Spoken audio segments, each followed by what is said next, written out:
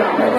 আপনারা এখন অনেকেই লক্ষ্য করছেন সমাজে, বিশেষ করে আমি বলবো মাদ্রাসা শিক্ষা না, আমাদের গতানুগতিক উচ্চ শিক্ষা জীবনে অনেক শিক্ষিত সমাজ ব্যবস্থার মধ্যে আজকে পিতামাতা যখন বৃদ্ধ হয়ে যাচ্ছে, আমার অভিভাবক যখন বৃদ্ধ হয়ে যাচ্ছে, আমরা কি করতেছি তাদেরকে বোঝানো করতেছি, তাদেরকে নিয়ে আমরা বৃদ্ধাশ্রমে দিয়ে আসছি। কিছুদিন আগে যারা আপনারা পেপার পত্রিকা করেন আর ভেবে দেখেন, কিছুদিন আগে এমন একটা ঘটনা ঘটেছে আমাদের সমাজে, আমাদের বাংলাদেশে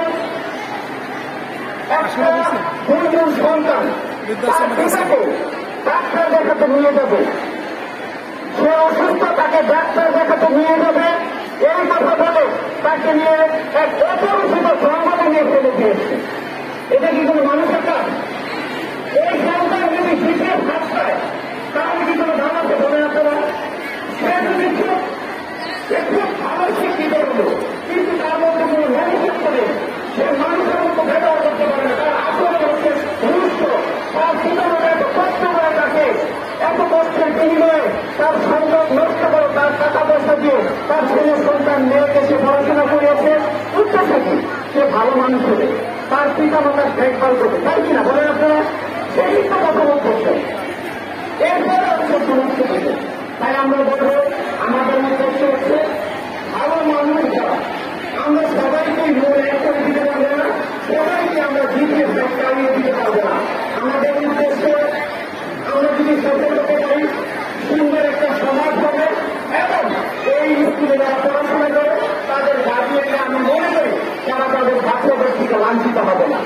আমি সবার প্রতি শ্রদ্ধা রেখে আমার অনেক বেশি কথা হয়ে গেছে, এর জন্য আপনাদের সাথে ক্ষমা চেয়ে, এবং আগামীতে যাতে বাচ্চারা প্রতিদিন স্কুলে আসে এবং তাদের ইউনিফর্ম, তাদের ড্রেসটা যাতে ঠিক থাকে, এগুলোকে আপনারা খেয়াল করবেন।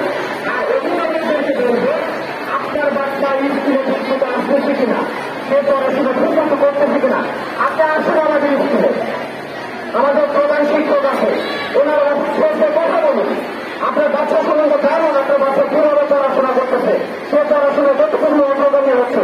এ কারণে সবাইকেই বলবো, আমি সবাইকেই বলবো আপনারা অবশ্যই আমাদের স্কুলে আসবেন, বাচ্চাদের প্রতি খবর রাখবেন তারা কি করতে আসলে যে আপনারা এত কষ্টের বিনিময়ে এই টাকা এখানে ইনভেস্ট করতেছেন, এই টাকা কি আসলে চলে যাচ্ছে, এই টাকা কাজে আসতেছে, অবশ্যই আপনাদের এটা জানার অধিকার আছে এবং আপনারা রাখবেন ইনশাআল্লাহ।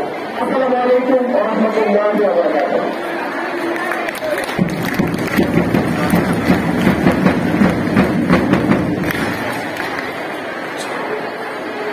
আমি আবার ফিরে আসলাম। আমার বক্তা খুব গঠন করে বক্তৃতা দিয়ে গেছেন।